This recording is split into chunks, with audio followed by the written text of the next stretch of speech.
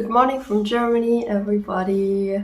So today let's talk about period pain and what I have found out on this journey. I just want to say I don't have the ultimate solution, obviously, because every situation, every body, every cycle is different. But I just want to share for the sake of sharing information, because we live in this great age of information. So if there's anything in there that might help you that you haven't tried, then that's awesome. And just on something on the logistics of this channel, I have said in some videos that I would be posting videos every Monday. I also said that on the podcast because this video will go on the podcast in audio format. I decided that I will from now on upload and create when I feel like it. I have tried to box myself into this structured thing, and I just feel like it's interrupting my flow. And I also believe that I will still be posting weekly, just not like every Monday. You know, maybe sometimes it will be Monday and Friday or something along those lines. So, coming back to the period pain journey, I had not much period pain in my life until 3 years ago. When it started 3 years ago, for the very first time, it was the most excruciating period pain I had felt, and possibly most pain in my body.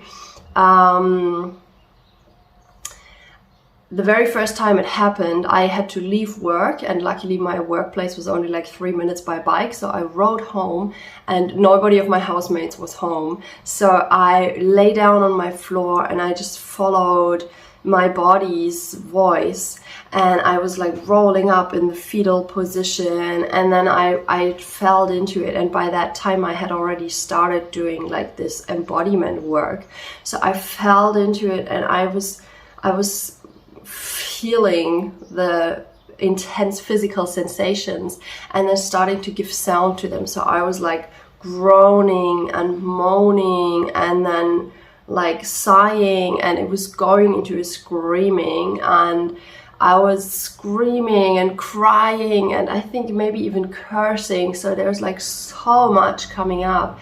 And like, since I have this period pain, I now don't have it regularly. It comes sometimes. I'll talk more about this. What also has come up with this pain was like this feeling of age-old, not shame, but disgust and frustration about being a woman. This was like one of the most profound insights for me, that it felt like such an old thing. Such a collective thing, almost like this quote unquote burden of being a woman, because our society is currently not honoring the female cycle. So I feel like we women projected this hate, this frustration, this disgust onto our own bodies, thinking or feeling about our own bodies. Like, why does this have to be like this? Why, instead of being like pissed off about the society, we project it onto ourselves. This was just my experience, and it really felt like a collective thing, like an old generational and collective experience. So I was just giving sound to that, you know, and moving intuitively as my body showed me to move.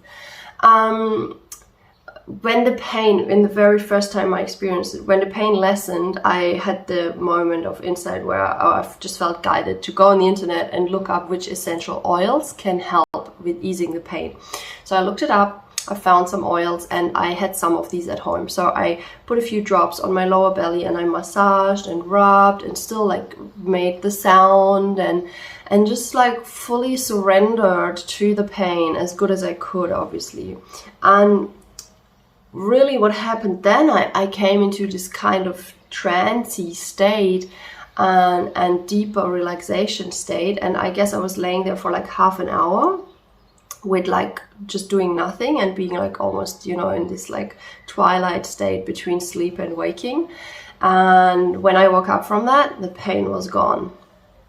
So I was like, yeah, great, now I know how to deal with it. And well, as you might guess, it wasn't always possible to deal with it that way. I have been experiencing the pain since, not every cycle, but most cycles, I would say. So what I learned from that pain as well was that it's really, it feels like this huge singularity point of magnetism, you know, this gravity. It's like gravity is pulling all my focus into my womb, into my lower body, because this is what this pain is, you know. It's such an intense physical sensation that's pulling the focus down there.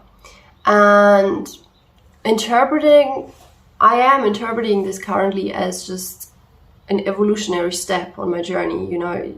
I choose it to see that way, or it also just occurred to me that my body or the universe, life is asking me, calling me to connect more deeply with this part of myself. So this is why the pain is there, in my experience, in my opinion, from the downloads I received. So the insights have been profound again and again.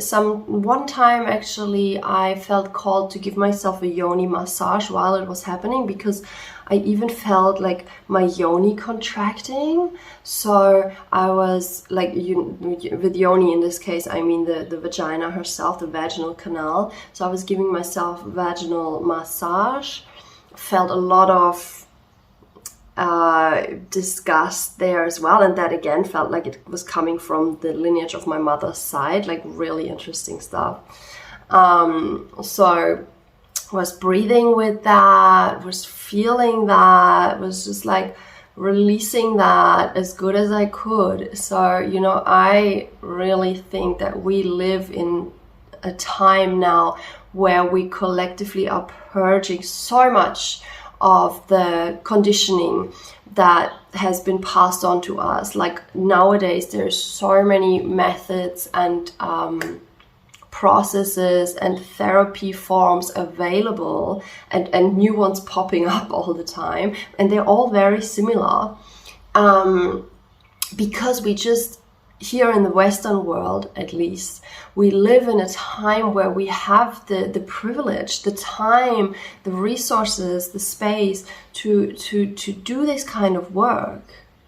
So this is my experience anyway, and from some of the people I know and I work with and colleagues of mine, we are just living in this pretty precious time where we are cleansing not only our personal life past, so on many lives before that, generations. Our bodies are really going through profound changes. So this is how I also view this period pain. It's collective in a sense. So what else? So sometimes giving myself a yoni massage has helped. What's really helping is, and this is probably the most challenging one, to surrender to the pain as much as I can. So surrendering to me is like breathing, feeling, sounding, giving voice, and really listening, tuning in what's needed. Sometimes it actually feels good to go for a walk. I actually have done the shaking. You might have seen me doing that. I sometimes uploaded videos on Instagram, but like the shaking has also helped before. It has actually made the pain go away before. So light movement can actually help. Once during a very strong pain period, I also received the download what to do during the rest of the cycle. I was like not taking good care or good enough care of my body, and my body was telling me, when you're not bleeding, do this and this and this and that. so that I can relax more when I'm bleeding. Okay, so like really, instead of trying to push the pain away and wishing it would go away and hating our bodies for it, can we tune in and communicate with that pain, find out why it's there, find out what is its purpose, and listen to the answers. I guess the other thing, maybe the last thing that's helping me as well is, for many of us pretty obvious, to try to make as much space as possible in your time calendar, the days coming up of the period and around the period herself. So I found the last 2 cycles I managed to, it was very lucky timing, just a couple of days before my period, I had like a spa day, and we went to the spa. Once we went like all day for 10 hours, and once we went only for 4 or 5 hours. But just being there and relaxing so deeply, like, you know, just doing nothing, going to the sauna, coming out, napping, going back into the sauna, coming out, taking another nap, swimming a little bit in the warm water. I found that it was so helpful. It somehow relaxed my body up front, and my blood came out differently. The flow was completely different. It's very, very beautiful, very, very easeful, very light in pain. Like just a little bit of cramping telling me, hey Katja, just stay connected. So I try to do that as much as life allows, you know. Also, I'm currently working at a cafe, communicating with my boss. I'm very lucky, she's pretty cool around that. So I'm communicating that. I'm like, hey, I'm gonna have my period. Can I like move shifts a little, or is there somebody, just in case I'm in too much pain, can somebody cover for me? And it seems like simply being able to word that and simply getting a yes, we can work around that, is helping something inside of me to relax more. And so the last period I could even work during the full, like my period started while I was at work, and this is usually like the time where it's the most painful, and I was fine. I was feeling some little cramps, but I was listening even during work as good as I could, and it was actually amazing. I was like in beautiful flow, you know, like there was like always customers, but not too many, and I always had like something to do, so I was always like moving, and my body was feeling good. And then I had a little bit of time, and I was eating a snack, and that felt really nourishing. So it was really interesting. It was the first time for me, I think, where I felt like this easeful and good and in flow while I was in this kind of situation.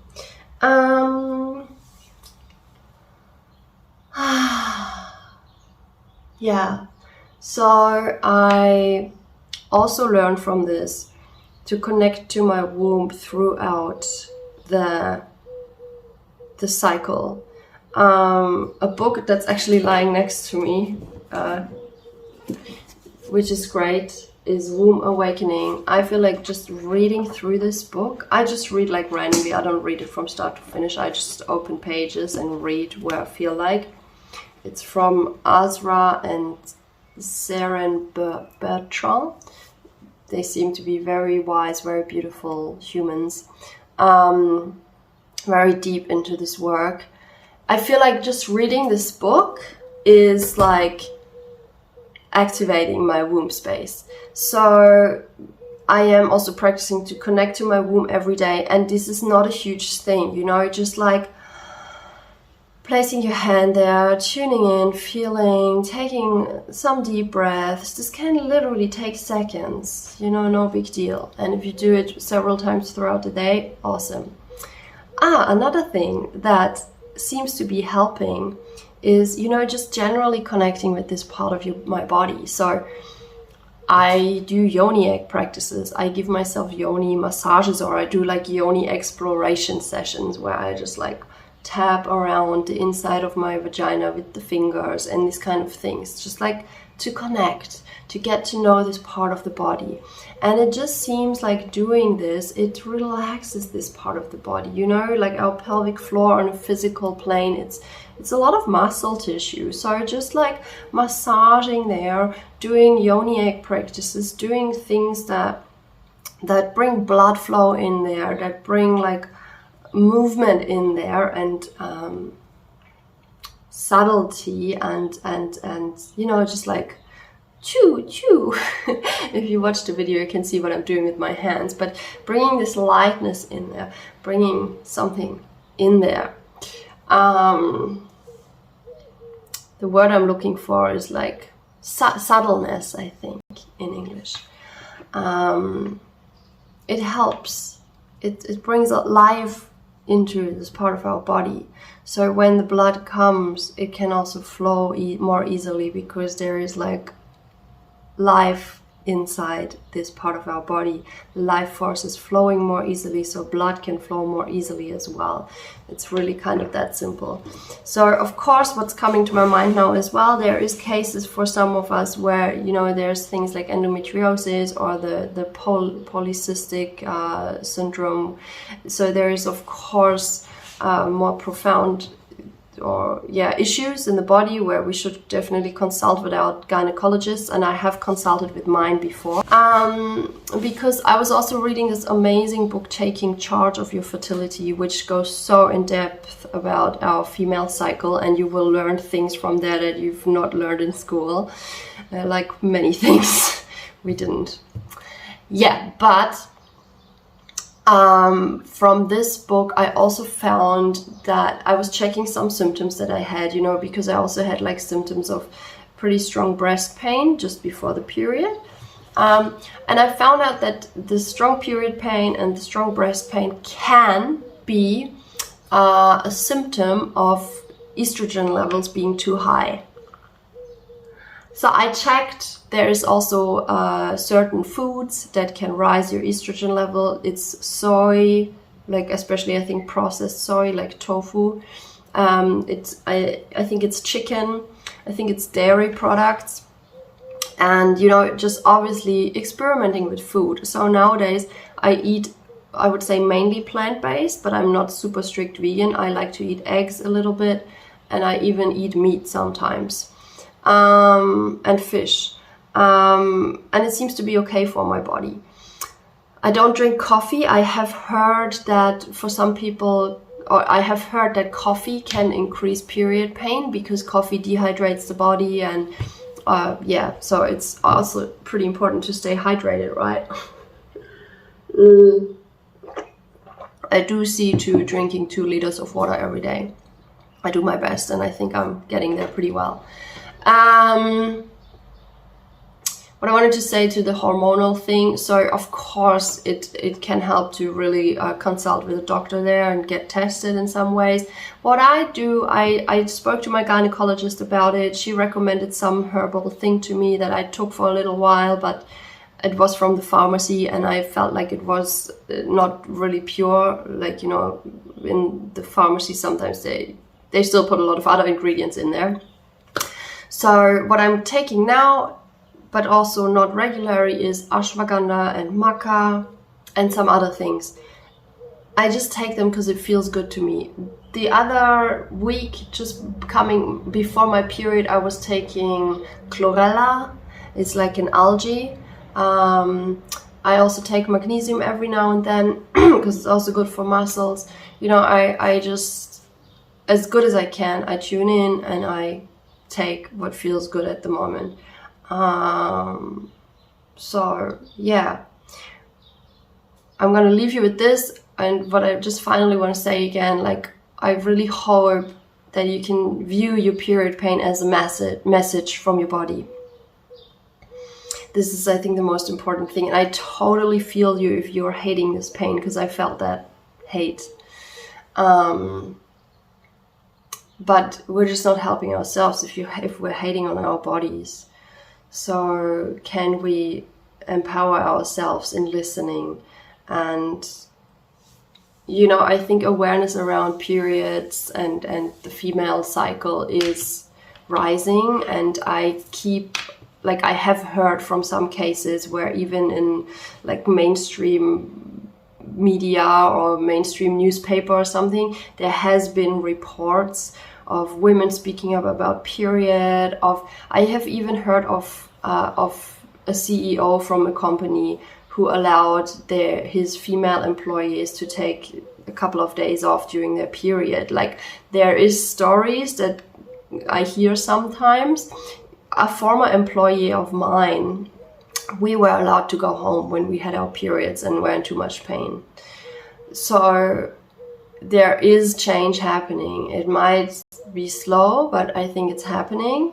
I feel it's happening. I can see that it's happening. So yeah, let's just keep like listening to our bodies and speak about it with the people that it feels safe with to speak about, just to bring this topic into consciousness more, into the light. Yeah.